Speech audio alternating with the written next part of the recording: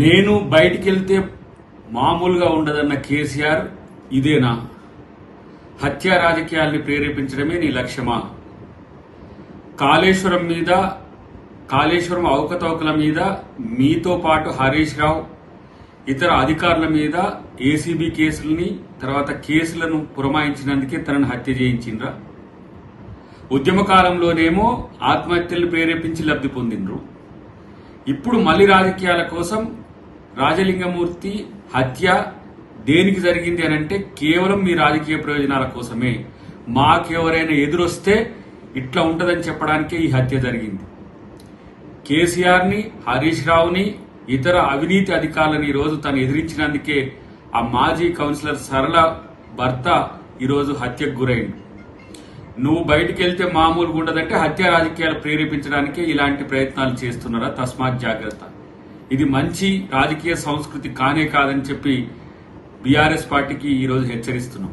వెంకటరమణారెడ్డి గారు ఆ రోజు మా పార్టీలో గెలిచి అమ్ముడు పోయి మళ్ళీ వాళ్ళ భార్యని టీఆర్ఎస్లో జడ్పీ చైర్మన్ చేసుకొని ఇవాళ కేటీఆర్, కేసీఆర్, హరీష్ రావు మాటలని ఒక మంచి వ్యక్తిని హత్య చేయించడాన్ని తీవ్రంగా ఖండించడమే కాదు, మేము ప్రభుత్వాన్ని కూడా డిమాండ్ చేస్తున్నాం. ప్రభుత్వంలో మంత్రిగా అలాగే ఒక తెలంగాణ వాదిగా, ఎందుకంటే ఇది మంచి పద్ధతి కాదు. నువ్వు దోచుకున్న మాట వాస్తవం అందరికీ తెలిసిందే. అది ఎన్డీఎస్ఏ వాళ్ళే చెప్పిండ్రు, కేంద్రం దాని మీద ఘోష్ కమిటీ చెప్పింది. ఇదే కాదు, పైన ఉన్న అన్నారం సుందీలో కూడా మేము గ్యారంటీ ఇవ్వలేము, ఎప్పుడు కూలిపోతావో అని చెప్పడం వాళ్ళ రిపోర్ట్ కూడా ఇచ్చిండ్రు. హత్య జరిగింది వాస్తవము.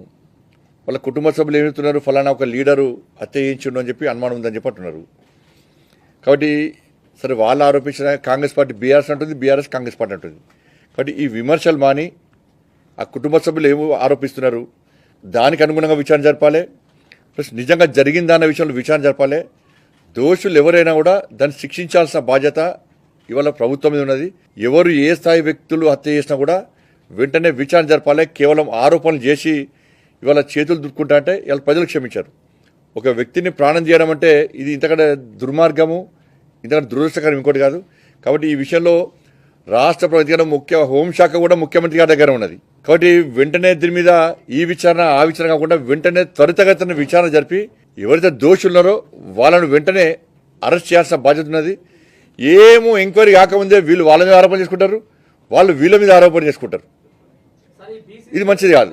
ఈ రోజు అక్కడ హత్య జరిగిన దానికి భూ వివాదాలే కారణమని, ఈ వ్యక్తికి అక్కడ ఉండేటువంటి కొంతమంది వ్యక్తుల మధ్య భూ వివాదాలకు సంబంధించినటువంటి పంచాయతీ నడుస్తున్నది, కోర్టులో ఉన్నది అనేటువంటి సందర్భంలో ఈ చంపినటువంటి వ్యక్తులు కూడా అక్కడ ఉండేటువంటి పోలీస్ అధికారుల దగ్గర కంప్లైంట్ చేసినట్టుగా, ఇతను వాళ్ళ మీద కంప్లైంట్ చేసినట్టుగా, మరి వాళ్ళు ఇరువురు కూడా మరి ఇద్దరి మధ్య వైరుధ్యం ఉందనేది చాలా స్పష్టంగా ఉన్నది. కాబట్టి అది ఆ కోణంతో చూడకుండా ఈరోజు మా మీద బట్టగాల్సి మీదేసి మీదే బాధ్యత అనేటువంటి పద్ధతుల్లో చేయడం ఏదైతుందో దీన్ని మేము తీవ్రంగా ఖండిస్తున్నాం.